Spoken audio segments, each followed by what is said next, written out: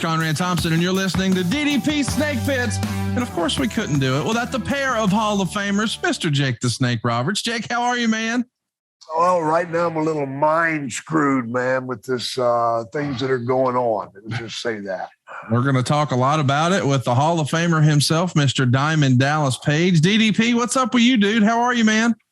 Good, man. I love when something pops and like we're right in line that we can do with, we always do the evergreen stuff and talk about stuff. And today we'll talk about world champions, but when something pops on the tube, you got to talk about it. Before I get there though, I got to put this isn't a commercial to me when I'm just talking about something that I really, I love.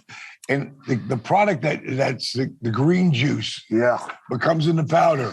That AG1. That's what it's called, right? You got it, man. Athletic Greens AG1. I can't believe that you've tried it and you love it. Jake loves it. Everybody's talking about it. It's so easy. What blew my mind was that he started talking about it a couple shows about, and he had it. He was drinking. I go, yeah, you're not really drinking it. Yep. And I grabbed it, and I was like, holy shit, you are drinking First thing in the morning, man. And but he had brought it in that one day because he got the easy little package you could pop it in. I even drink it before my first cigarette. That's how good it is. We got to work on that, but we're getting there. But for me, I'm going to call the company out because I want them to send me, like I put like other green stuff, and I know they got other products too, in my shake every morning that, and Paige makes them for me and Jake whenever we're doing the show. I always put in, different other greens into my shake. So if you guys got more of it, it tastes as good as that does. I know it's going to make my shake taste even better.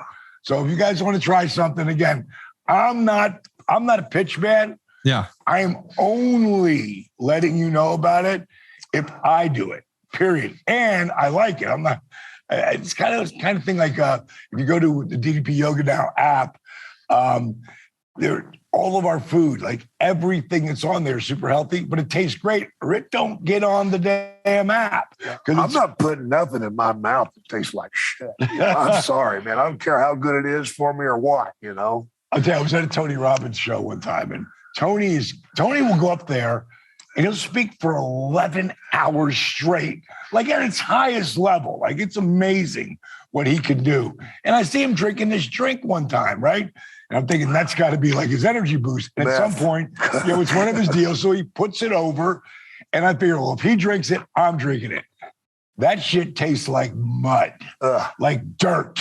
And I was like, no way in hell. And that's what I got off to doing. My brother was like, I went and got another green supplement. This is a decade ago. And my brother's like, why are you drinking that? Why don't you just make fresh juice? Like, I've got this presser and cold pressing juice 20 years ago. And I guess it was 20 years ago I saw him do this. And the bottom line is I started doing that.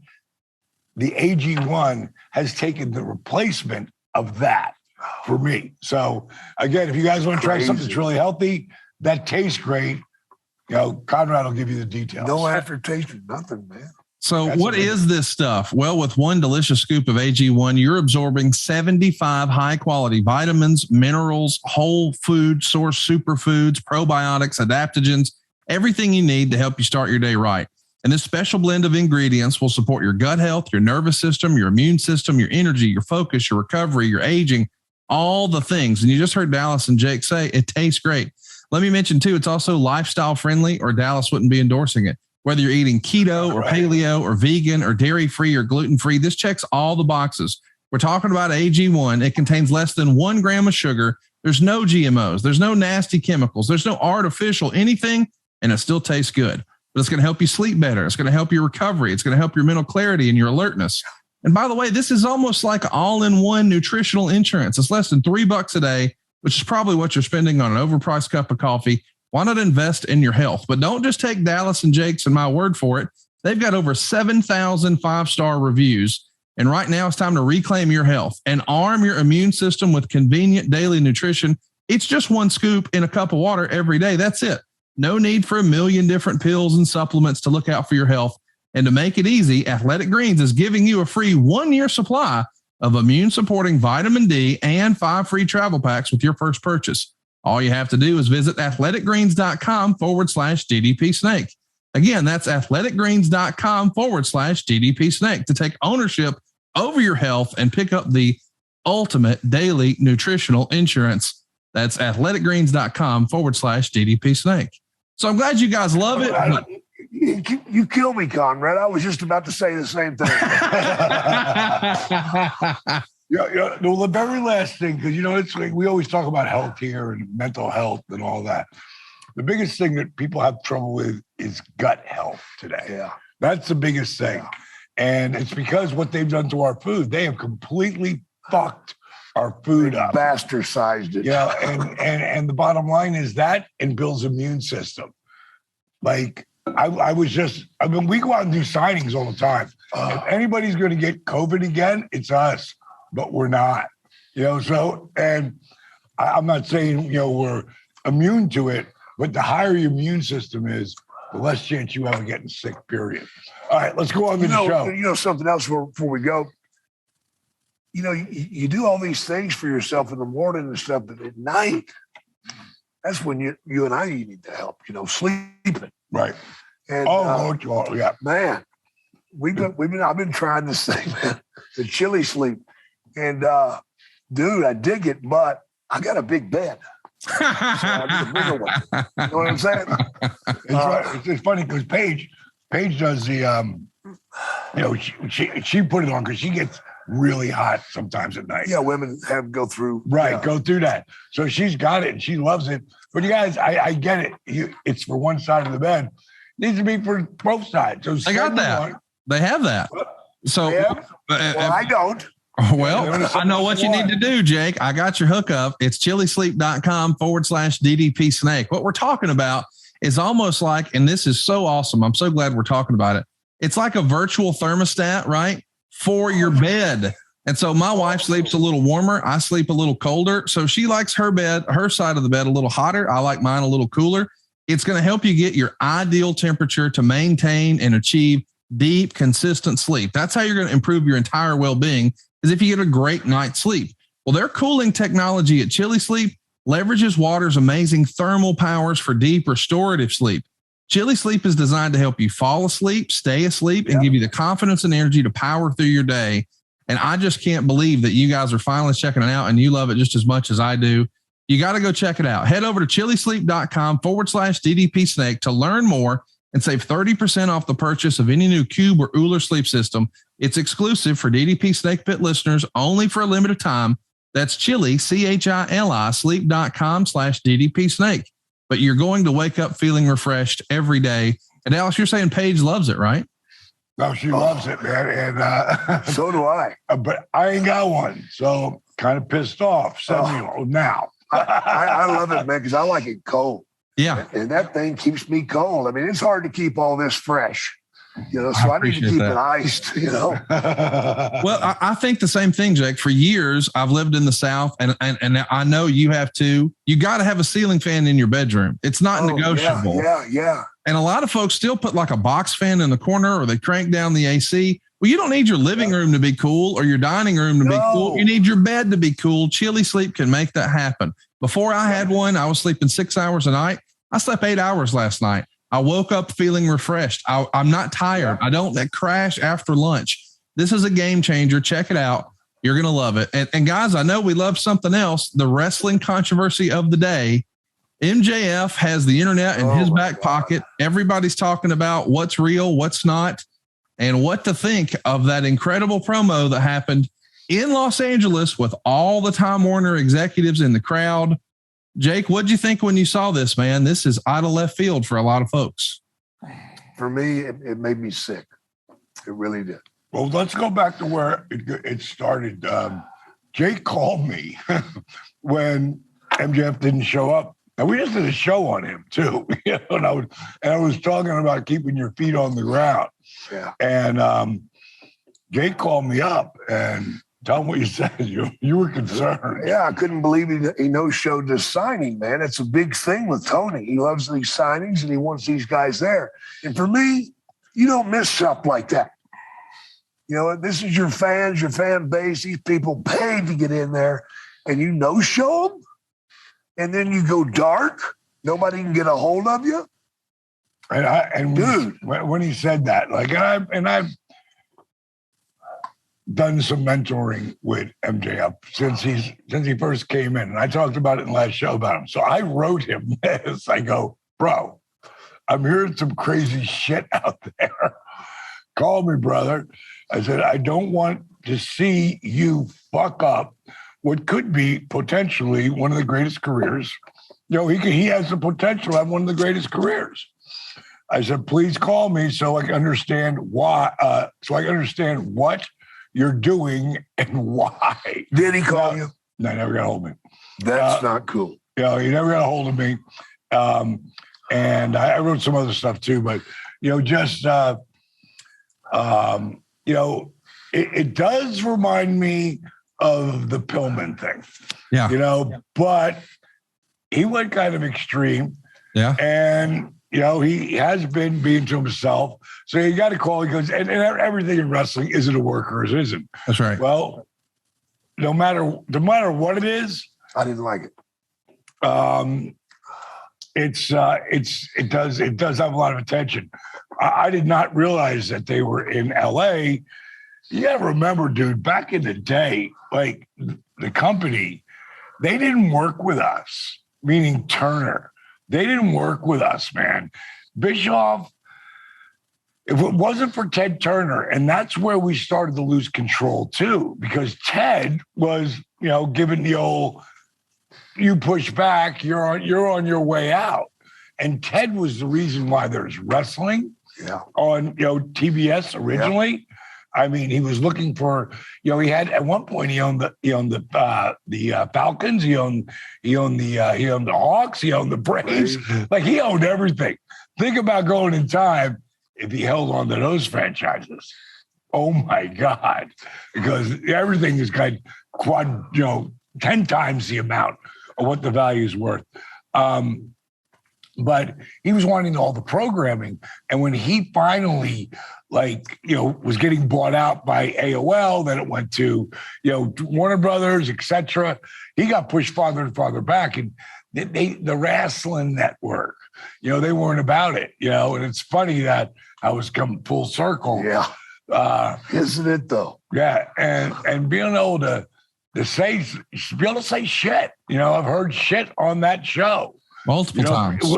If we said kick your ass, you better been a top guy. Damn right. And most times you needed, permission to say it. For flipping the finger. Yeah.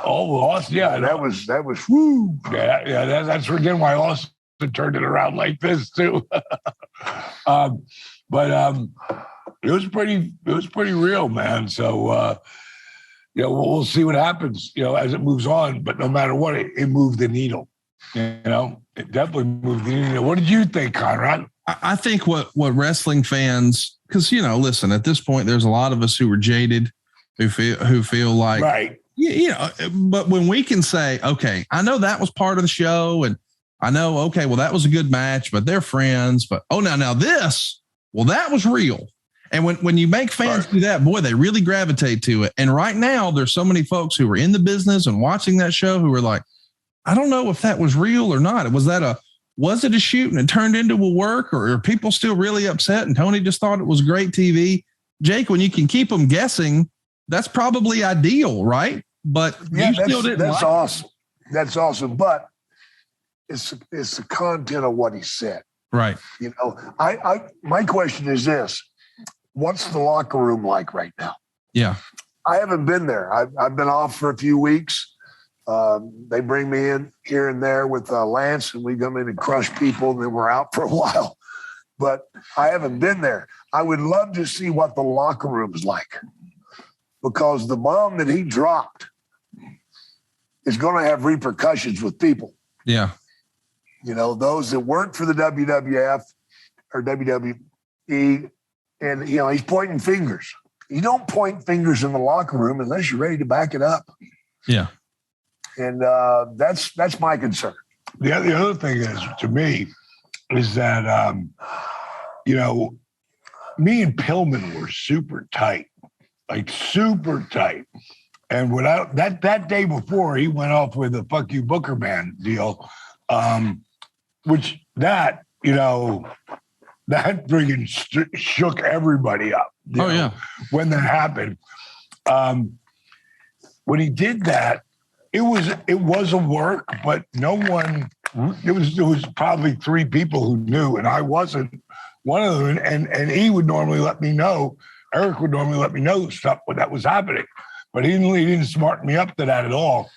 The funny part about that, sometimes that working shit turns into a shoot.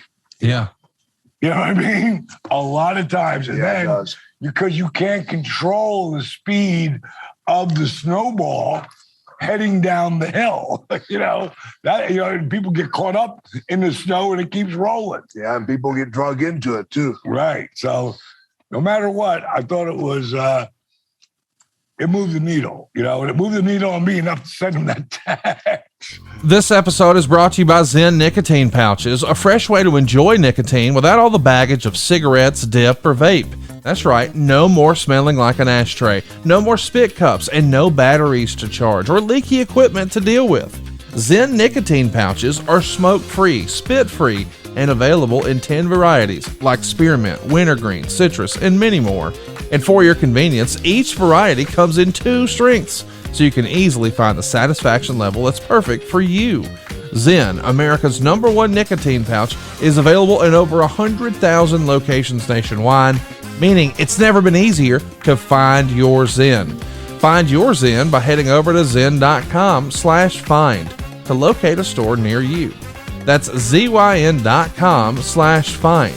Warning, this product contains nicotine. Nicotine is an addictive chemical. You know, It got enough people talking, that's for sure. But I think the question is now, where does it go from here? And I thought it was kind of poetic, of course, that when they went black last night and went to a commercial, fans were there and they were still recording with their phones. Max sees CM Punk start to limp down the ramp, and Max powders out and leaves through the crowd. And I think there's some, I don't know, poetic justice in that. Once upon a time, CM Punk was the guy who was famous for dropping the pipe bomb promo, and now Right. it's Max.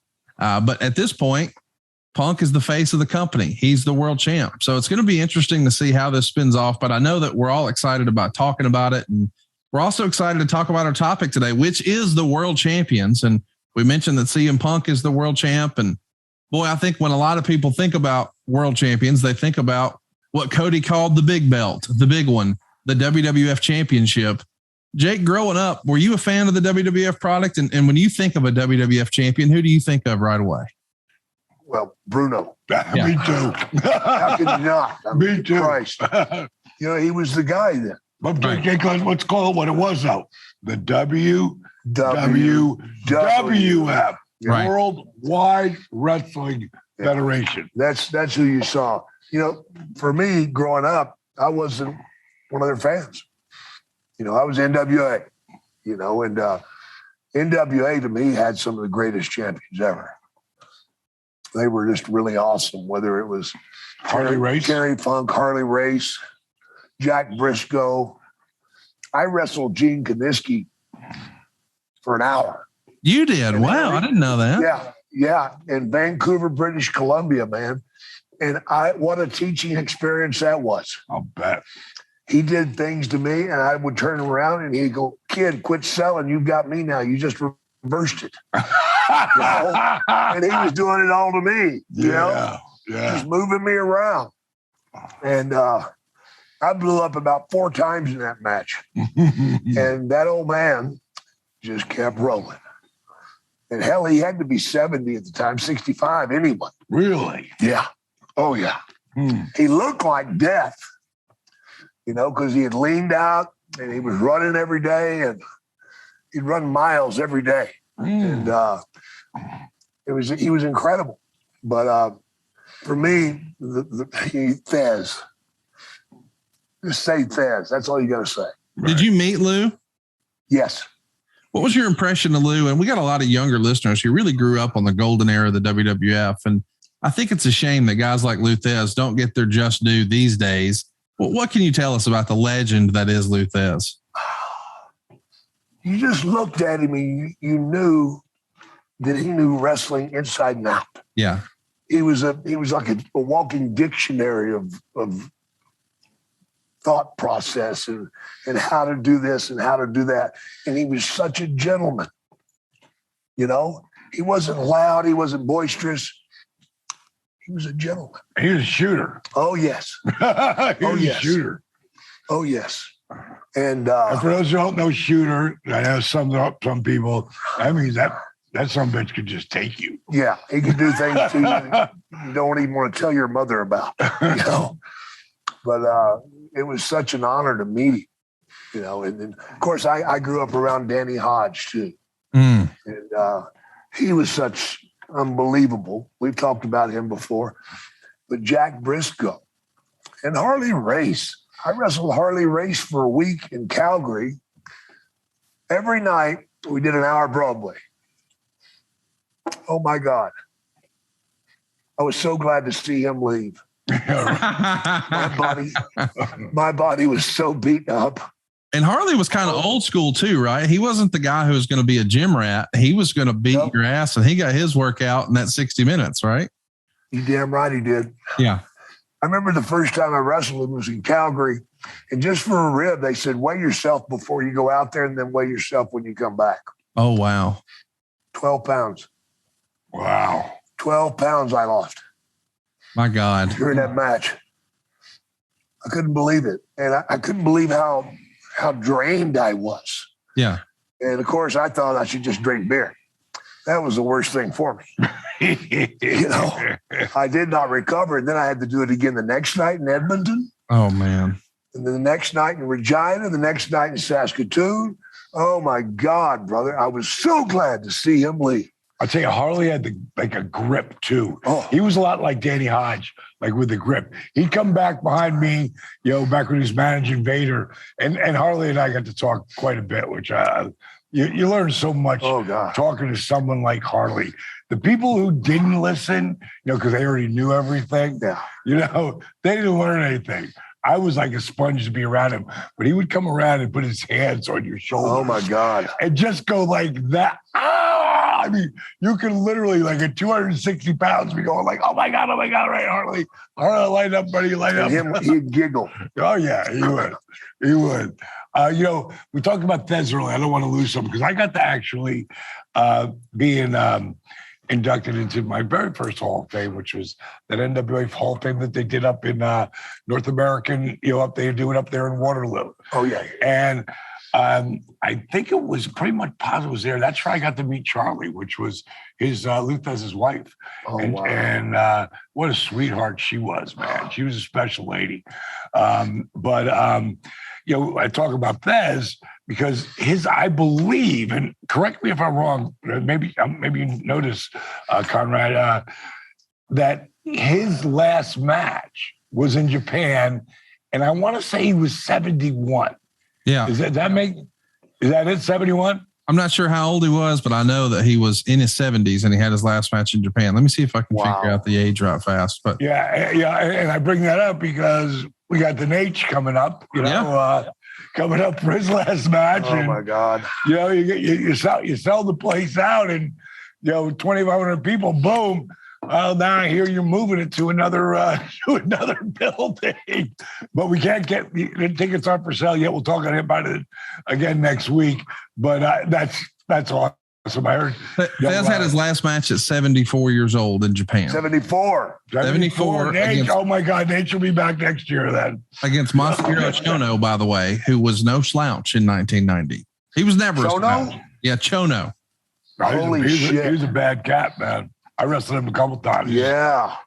His stuff. Those Japanese boys, their shit's snug and some. I want to mention, if you're not familiar with Luthez, you can go order his book on Kindle on Amazon. It's called Hooker, An Authentic Wrestler's Adventure Inside the Bizarre World of Professional Wrestling. And just so everybody knows, Jake, when the name of his book is Hooker, it's probably not what some of our listeners think it is, right? No. He's talking about getting a hold of you, brother. Once he hooks you, you're done. You are done. People have no idea just how good these guys were. For instance, Bret Hart's dad, Stu. If he got a hold of you, it was over. Right. Because you couldn't get the grip off of you. And then he's going somewhere else with the other hand. And it was just, it was horrifying. I know I used to work out in the dungeon, they called it. It was the basement. And if I heard him coming down, I would grab my shit and run. Because if he ever got a hold of you, it was over. And you don't let him help you on the bench press, because instead of helping you pull it off of yourself, he pushes it down. Gosh. Just on your throat, nothing serious. Gonna change the way you talk. Oh God, man. But these cats could do things to humans. It's just so freaky, so crazy, the pain they can inflict. And they'd change your life in a minute. No doubt. But Thesz, my God. There was a different type of world champion once upon a time too, an entertainer. And when I think of an entertaining NWA champion, I often think of Dusty Rhodes.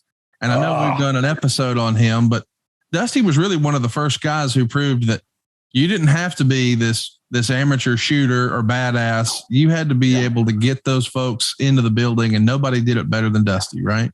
Yeah, he changed the business. Yeah, he talked them into business. Yeah, he turned it all into entertainment, man. The entertainment factor was there, and he spent a lot of time with Dusty. And oh my God, he could go on for days. Just to think about, and what I accomplished in my life and the career that I had, it was really because, I had two of the greatest teachers. I had Jake and Dusty. And Dusty, he's the one who really incorporated so many different things, how I thought about the business, and like he would go, "What are you doing all that shit in there? You got that beautiful wife on the outside. You need to get out there and shake your booty with her." And that's not something that was me. It wasn't something that I would do. I'd rather follow that savage route of using that, but man, he had so much knowledge for me over the period of time that we were together. And when I go back and watched him in the ring and the stuff that he got away with, like he'd be in the headlock, and I can't remember who the hell it was. It could have been Superstar. And Superstar is the original 24-inch pythons, Superstar Billy Graham. And he'd be in there and he'd be having his hands up and just wiggle his ass. Wiggle his ass, next he in the headlock, and people bought it. Yeah. They bought it. They were entertained by it. They were happy. They were excited he got out. Yeah. That's again, when you talk about promos, that cat, like one of my best friends, Marlon Ransom, his parents, they fought a lot, and it was mainly the father. And they could get into some big, fights. And Dusty came on, they sat down. And the family watched wrestling, but especially Dusty. And it was, Marlon's been one of my best friends for 30 years. And when he got to meet Cody, because Cody was out there, in LA doing the Hollywood thing. At 19 years old, he stayed with me when he came out there the first time, and then came back, again to actually live there. And his sister Teal went with him as well. And they went to Howard Fine's acting studio. I don't know if Cody would be the promo guy that he is, because I think today, and I'm not picking favorites, but I think Cody is one of the best promo guys on the planet. And he got his own style. He got his own style. And it's nothing like his father. It's very important to him that he is an original and his own man. But I think, get you into the arena, walk you into the arena, want to pull in to see that match. He talked you into it, just like his dad. I think Cody has a chance to be a great world champion now. No question. I think he's a couple of years away yet, but I think maybe not. But he's got it all. He's the total package. And, he was the Ring of Honor world champion, but I know that the big one is the WWE championship. Yeah, of course. And at this point, as you guys we're all recording this, we're several weeks away from SummerSlam. We don't know what the card is, but if I was a betting man, I'm going to call it now. I'm betting that Cody walks out 10 pounds heavier. Really? I think it's Cody's time. They've strapped the rocket ship to him. It's time for somebody to dethrone Roman, especially if he's not going to be making all the house shows that we seem to be seeing on social, that maybe they're changing his schedule around. Who better to carry that ball than Cody? I mean, Cody's at the front of all their advertising. It feels as if he's the new franchise. Yeah. And that's a legacy and something that matters a lot to Cody. I'm sure you know that, Dallas, but Dusty always felt like that was the one that got away, and for his son to be able to check that box, that's pretty damn cool. What's going into it, the moment, and they showed that in one promo that Code did when he was out there, and it was so heartfelt. It choked me up watching it, where Dusty's a champ, he's a champ, in the Garden. I believe it was in the Garden, and I could be wrong about that, but I'm pretty sure it was. And then they come down, the old bing, bing, bing, bing, bing. No, they take the belt, gave the people that moment, and let them love it, and then come in and the takeaway, And I know that when Cody started up there, that was his vision, but he was too young for that. Yeah. He was too young for that. And, the way his career went, he got lost in that middle card spot. Yeah. And it took a lot of balls, man. And I guess I don't know what kind of money he was making then, but it was a lot. And I would guess it was, upwards or around $500,000 a year. Who the fuck walks away from $500,000 a year? And even though you're not in the spot, you're in a mid-card spot. The guy who walks away who believes he should be wearing that big gold. Yeah. You know what I mean? He should be wearing that. I got nothing respect for Cody, for where he's at and how he got there. Yeah. That's the best part. Yeah. He friggin' earned it, man. And there's a lot of people that don't have to go through all that. Right. And he got that one promo on Seth, which you're talking about a great champion, that cat. To me, Seth Rollins is one of the best in the world. And when he cut the promo, I'm like, Seth did come in. And they were immediately, when they came in as the Shield, that's right, they took over. And they had, look at this crew, though. Yeah. Moxley and Roman and Seth. I mean, lions and tigers and bears. Oh, my. That's great. I mean, they had it all. And they could all work their ass off in their own way. And Roman was just getting better and better and better and better. And he was the guy that stepped up.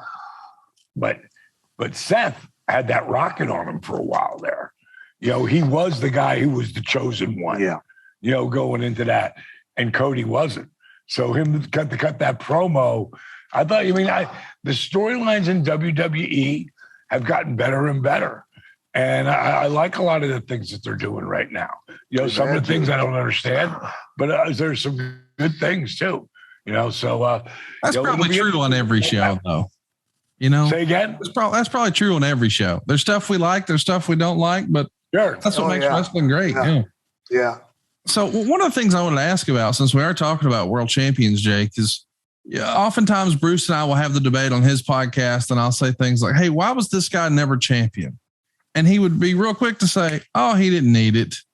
And a lot of times people say that about a guy like you because you had an incredible run. Everybody remembers all the storylines, top of the card, sold out arenas. I mean, you left an impression. I mean, even a casual lapsed wrestling fan, they know who the hell Jake the Snake Roberts is. So you everybody does. But I'm just curious from your perspective, did you ever feel like, hey man, my dance card's not complete. I haven't checked all the boxes unless I'm the world champion, or did that not ever really enter your mind? It didn't feel like I needed it then, but hindsight is 2020, man. They should have strapped that son of a bitch on me. I could have ran a long ways, but that's probably my own fault. Yeah, that's what I was going to ask you. I don't mind. I don't mind saying, "Hey, it's on me," because I failed a couple of drug tests, even though I studied all night. It's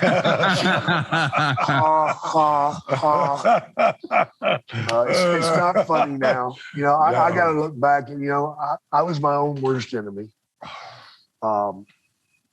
It's just the way things were, man. And regardless of the failed drug test, I had one hell of a run. Yes, sir. I don't think many people can match up.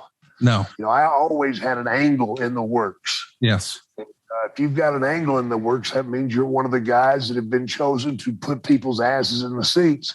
And I did it. For Jake, years. I want to give you a compliment, Jake. Our mutual friend Jim Ross says, and he likes to say, maximize your minutes. I don't think anybody did that better than you ever. Like if you had a 1 minute promo, it was the best 1 minute promo you're going to see on that show. I mean, go back and watch the promo from WrestleMania 6. And the main event was Hulk Hogan and the Ultimate Warrior. But when it was over, the only thing I go back and watch is your promo about Ted DiBiase. Yeah. And I think you are the perfect example of maximizing your minutes. Wouldn't you agree with that, Dallas? Oh, 100%, 100%. And, I got to put Jake over because, and this is when you're beating your addiction, like to be able to take ownership of. Oh yeah. To be able to take ownership of, like, when you carry that world strap, whether it's for 1 day, 1 week, or a year or more, there's a lot on you. Yeah. There's a lot of focus on you, man. Carrying the company name. Yeah, and you're carrying, but there's so many things to do. It's like, especially when you're looking at someone like Cena and how he took that strap, and the guys who took it and did all the promos and all of, like, appearances. Oh my God. It's like there's no such thing as days off over that time. Like, I remember when I was a world champ and I just beat Rick in Charlotte, and Rick, woo comes from the chop, and the woo, and the man, he chopped the living hell out of me. I was wore out, and I literally was going from that. Now everybody else is off, and I'm flying to LA to do the Tonight Show because I'm not just being, when I did the thing with Malone and Rodman, and then came back later with, when Bischoff and Hogan took over the show. Yeah. Jay comes out from the wings and I got something for you. And I came out and slapped Hogan, took him down, and the cops took him away. And, all those were appearances. I was on the Tonight Show like 7 times, but this is my first time going that I'm in the seat. I'm going to get to sit down with Jay. I'm the world champion at 43 years old. I mean, this is like the dream of dreams come true, especially someone like my career. And I got to tell you, I was so exhausted. And I'm walking down, and Kimberly is with me because we just did some TV, and she's going to get on the escalator to go down and go home, where I'm going to go to the next gate and fly to LA. Oh. And I'm, my favorite movie is It's a Wonderful Life. Right. George Bailey. Yeah. That's who in my life, I'm kind of like, like that's my idol of characters that are fictional characters.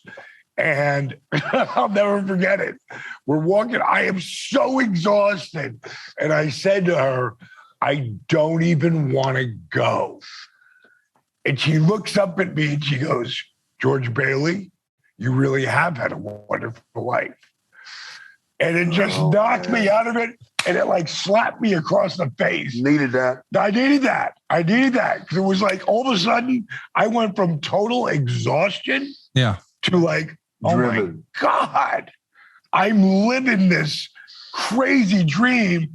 I just wrestled Ric Flair last night and beat him in Charlotte.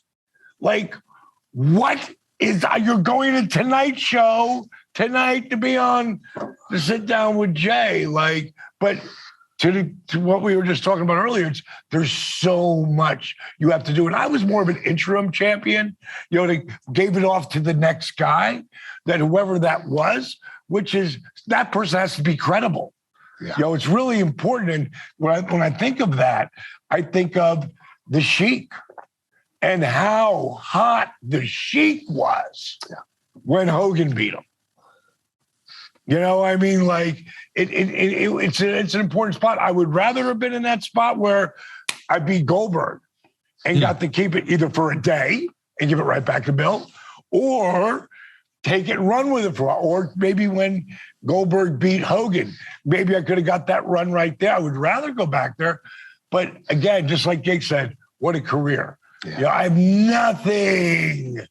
Those are tweaking. That's fine tuning shit. I have nothing but gratitude for all the guys that put me in that spot, from the Randy Savages to the Jake Roberts to the Dusty Rhodes to the Hulk Hogans, to the to the Kevin Nashes, to the Scott Halls, to all the enhancement guys, to everybody who came along the way that made it possible. A lot of pieces go in there. Jake, we got to bust Dallas's balls a little bit. I don't know if you were paying attention, but he just fantasy rebooked his title win. And let's remind him, it was a 4 corners match with Sting, Hulk Hogan, and Ric Flair, and the special guest referee was the Macho Man. But maybe that was a better idea. What the hell, Jake? Come on. Oh my God! I thought he beat Flair 101. No, he beat Sting. No, I'm not talking about that. That wasn't the pay-per-view. That was a night that me and Rick had just worked in Charlotte. Yes. That was just I want to say it was a Monday Nitro. Yeah, it was. Sure it was a Monday Nitro. But Rick put me over in the 4-corner match, which, man, when I got up there to get my Hall of Fame thing, that's where I really want to know how much that meant to me. Yeah. Like, I knew. And me and Rick had done this through our years. Today, I consider him, my brother. I can say I'm as close as Ric Flair as I ever dreamed of being. Like, he called me up and said, I want you at the roast. It was a big, because you wanted me to do the show.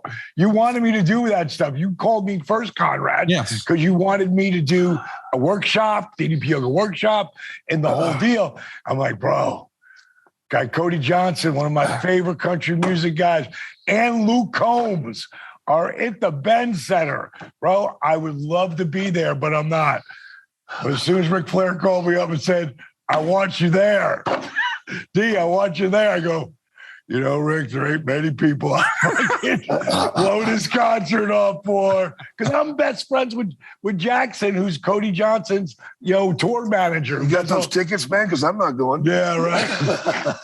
The bottom line is, if the Nate calls you, and you got a big kick out of that, Conrad. Oh, it was hilarious. I'm your damn business partner, and I pitch it. Sorry. Rick calls. Okay. Yeah, exactly. All right, fine.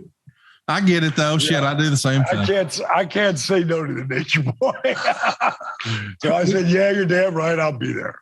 We've spent a lot of time talking about NWA and WCW World Champions, but boy, we'd be remiss if we didn't talk about Hulk Hogan as the WWF World Champion. Jake, you were there. You had a front row seat for all of that. He helped take wrestling to new heights, did he not? Oh my God. What a position he had. Yeah. Because at the time, if you'll remember, Vince was going around to every territory and taking what he wanted. Mm-hmm. a lot of great wrestlers. And he brought them all up there, and he took his time feeding Hogan each one of them. Mm-hmm. You got, whenever you came up there and they wanted to do a run with you with Hogan, you got one shot at him. One run, all the way around. And you were done. You were beat in the middle every night. But that's the way it was. Sure. You know, I mean, I've said before that you could have put a lot of people in that position and fed them all the talent that he got, and they would have been great champions. But I don't think they would have had the color and the flair and the just over-the-top charisma that Hogan has. He's bigger than life. No, he is. He's bigger than life. Like it or not, he's bigger than life. And a lot of thought went into him, and I will give him the utmost respect for WrestleMania 6, going out and having a competitive match with the Warrior. Yeah. Although they were given the opportunity to have several matches before in a closed building, he still went out there in front of all those people and pulled it off. Nobody else has. Yeah. Nobody else has ever had a match like that with the Warrior. So I give him that. You know, in the beginning, you know, watching what they were doing with him, it was really amazing, man. You know, because, you know, you got to go. I grew up with Bruno. Mm-hmm. And Bruno, you thought was real, man. Yeah. You know, and I remember Sure as a kid, no, he was real. But, you know, as a kid, you believed, like, he beat everybody. Yeah. You know, you just believed it. And when the Larry Zbyszko thing happened, like that, you know, Shea Stadium, Yeah. they put like 55,000 people. That showed right there. And I'll bet you Vince Jr. at the time was thinking, Tip of the iceberg. look at that. Ooh, I wonder, you know, but that was so white hot. And I was lucky enough to get close to Larry over our time in the business. And what a classy dude, you know, he is. And he told me the whole story, how he used to go to Bruno's house. You know, I want to be a wrestler. As a kid, want to be, found out where he lived, scouted him down, you know, and Stalking him down. stalking for real. Like, and then friggin', he's like, go to college, get your degree. I believe I went to Penn State. I might be wrong about that, but wherever he went, I know he went and got his degree. And then he came out and we saw what happened. I mean, like, you couldn't be in a better spot. And Larry could work his ass off, you know. So for him to be in that spot, being as a kid, Bruno, you know, to him, it was real. You know, and I was lucky enough to actually get to know Bruno later in his years by doing different, the original, my buddy Sal, you know, he's one of the main guys, Sal Corrente, who started what today is WrestleCon and all the other shit. Yeah. But the very first one that we did was in Tampa, and it was ahead of its time. Like, it did okay, but it was so far ahead of its time. When you put I remember Dusty, and this is where Dream taught me, like, if anybody books me, like, I don't take many bookings today. Comic-Cons, I'll do it because it's an overflow of so many different people. People could be there and go, oh my God, DDP's here. I have no idea. You know, so there's so many. That's why I love doing the Comic-Con thing. But the wrestling shows, I do them and I do some of the signings, but I don't do that many of them. But what Dusty taught me was this. I get my first half of my money up before I even lock the date down. The next part is I get paid in cash, you know, which, you know, turns into friggin' government money later, but I know I've got it. I get paid when I get to the building, or I don't go on. This way, you know, you get paid. Dusty did that to Sal when he did the Tampa show. And I was like, oh, okay. Now I see how you do it. Because he'd been burned. Because he had been burned by different promoters. And Sal Corrente never would have burned him. Sal, but Dusty wouldn't go out. Like we got burned in Dayton. Like we got burned deep. You learn those lessons. And the bottom line is Bruno was the headliner. And I did a bunch of different shows with Bruno. And we got to be really tight. It was every time I see him, I swear to God, I thought he was going to live forever, man. Yeah, I mean, he looked so good. Yeah. And I did the one match where I was the second for Larry, and I came out of retirement for it.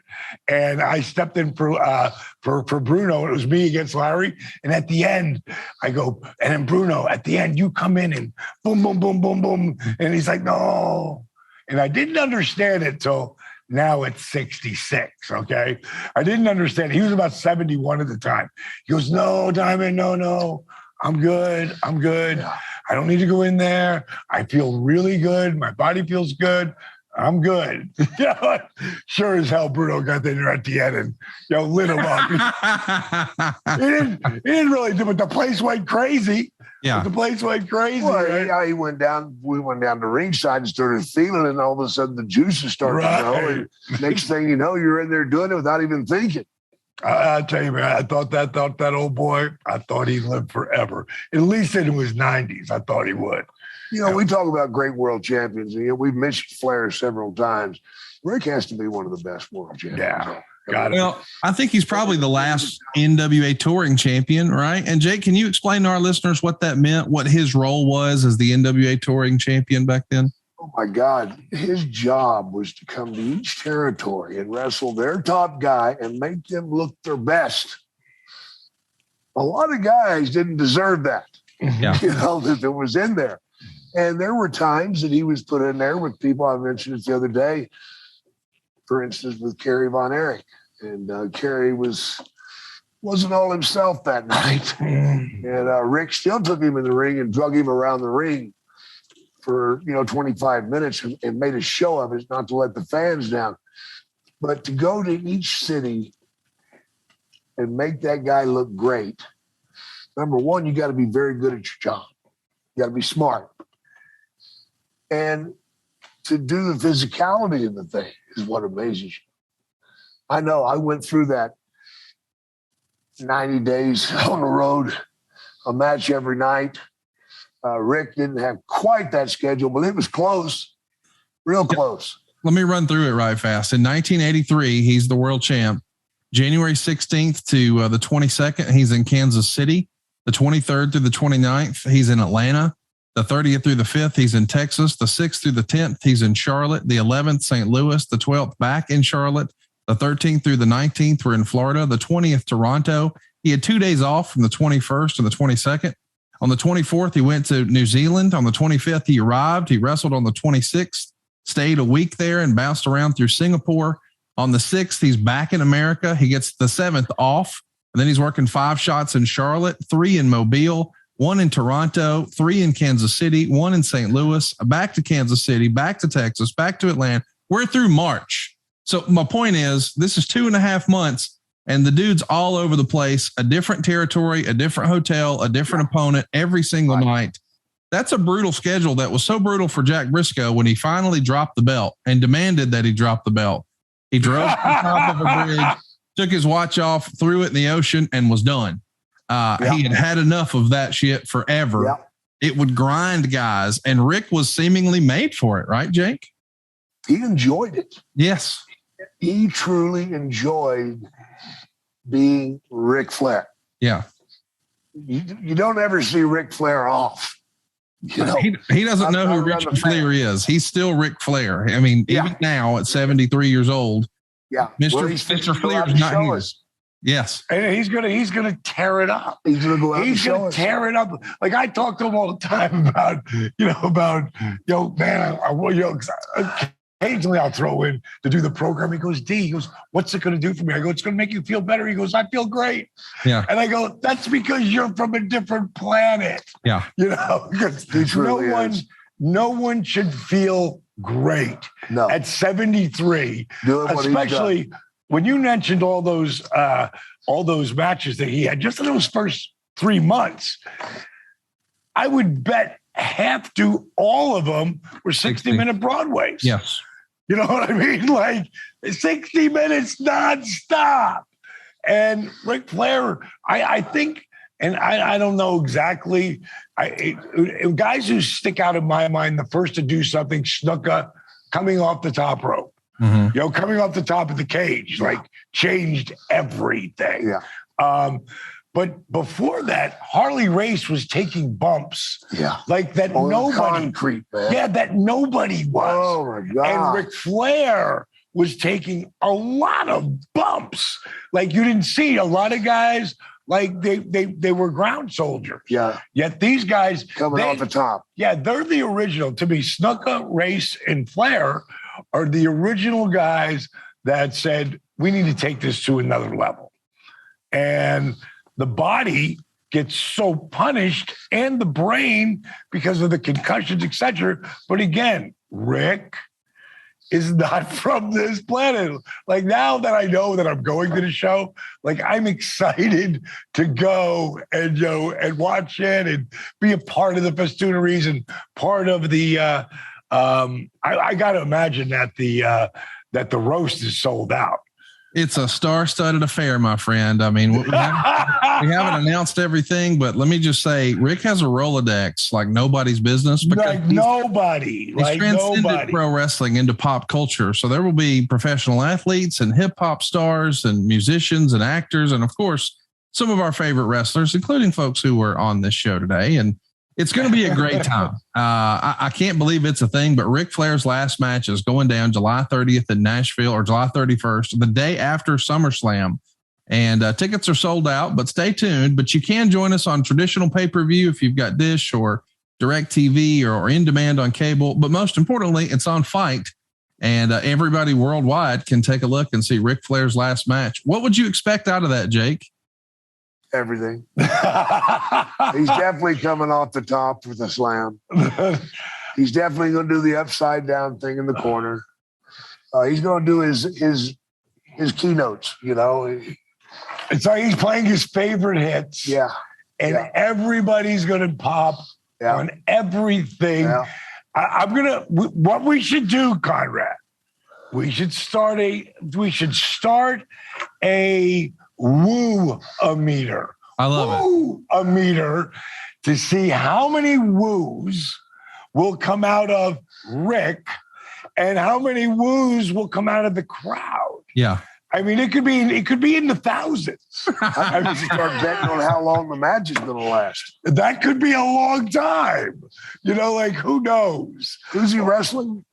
We haven't revealed yet, but there is a story that folks are going to love. But I will tell you this, when I laid out the original card, I said, you know what? We might need to put one of those on the pre-show because who's going to tell Rick it's time to go home? If he's having fun, he's going to do his thing and have fun, right? Yeah, you better put him on first. That's something he's never done. Oh. Yeah, it's been... Follow that, motherfucker. Yeah. That's going to be a good time for everybody. I've tried to talk him out of two things so far. I'm betraying some family confidences here, but I said, Rick, you can't come off the top. He's like, I gotta. I'm like, no, it's not necessary. We don't need to see it. You don't have to do it. He's like, I've been doing it in practice. I'm like, well, stop. You don't have to do it. And then casually he just mentions, well, I'm bringing my blade. No, you're not. You better. We don't see that, dude. I've got it all. I've got the greatest shot of the crimson mask of Flair, and me got him. Yeah, he's on his knees, and I'm taking. There's so many of these autograph things, and you'll get the private signings. And I'm signing through, and I see one of me and Nate. I'm like, and Nate just signed it, right? So I'll put it up right here, but. I just like, oh my God, I gotta have that, for my wall. Cause I've got some great shots of me and him together. But this I can't imagine not. Like I said, I'm going to see for me not to go get to hang out backstage and hang out with Luke Combs and Cody Johnson. There's only one guy that's bumping that spot. Now I get to go.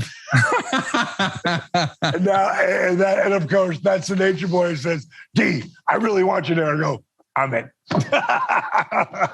Well, I hope you guys are into. It was an honor to get the call. I'm turning my phone off. I'm going to watch the concert. Well, I hope everybody else will join us at least on pay-per-view. Starcast.com or RickFlairsLastMatch.com is where you can go ahead and get all the information to pick it up. But this was a lot of fun. I want to remind everybody that what we're doing is the roast to Ric Flair on the 29th. On the 30th and 31st, we'll have panels, including a DDP Wow workshop. And we'll also have plenty of meet and greets, but then we'll cap off the weekend the day after SummerSlam, Sunday at 6:05 with Ric Flair's last match. And Jake, I like the idea. My idea here is I think a lot of guys had their last match and they didn't know it was their last match. But if you could know going in, this is your last match, invite your friends, invite your family. Let's celebrate. That's awesome. This is a nice way to send folks off. And I hope this becomes a new thing where guys get their last match and get to go out on their terms the way they want. This should be a lot of fun. That would be sweet, man. You know, that's what a great idea. What a great idea, man. Yeah. And I'd be remiss if I didn't mention this because there's been things over. People can find me saying stuff about Rick and Rick saying stuff about me. We had our, stuff. And the first time that he got the WWE gave him a beautiful send off, right? Yes. And they dropped the balloons. And the next weekend, that was on a Monday. That night, the following weekend, we're both going to be in an autograph session. And this is how Ric Flair and I connected as brothers. And it started that weekend. I knew what I wanted to do. I know what I wanted to say. And he came in the green room. Of course, he got swamped like he always does. But eventually, people move out, and now it's just me and Rick. And he's like, "Hey, Diamond." I'm like, "Hey, Rick, can I talk to you for a sec?" He's like, "Absolutely." So we go up to the side, and I say, Rick, I said, I know we've had heat on and off over the years. He's like, "Oh, Diamond, don't worry about that." And I go, "Rick, I'm not worried about it. I want to fix it." I don't know how it happened. I know I've said some shit. I know you said some shit. I go, man, I just want to fix it. I'd love to start all over again. I said, I love Ric Flair. I don't want to feel this way about you. I don't want you to feel this way about me. I said, I'm Diamond Dallas Page. And I put my hand out and he popped and he gave me a hug and a kiss in the forehead and God bless you, brother. And from then on, we were building a relationship that I'm super excited to be there. It's going to be fun. Everybody's going to have a good time from the roast on out. We'll see you guys next week right here on DDP Snake Pit.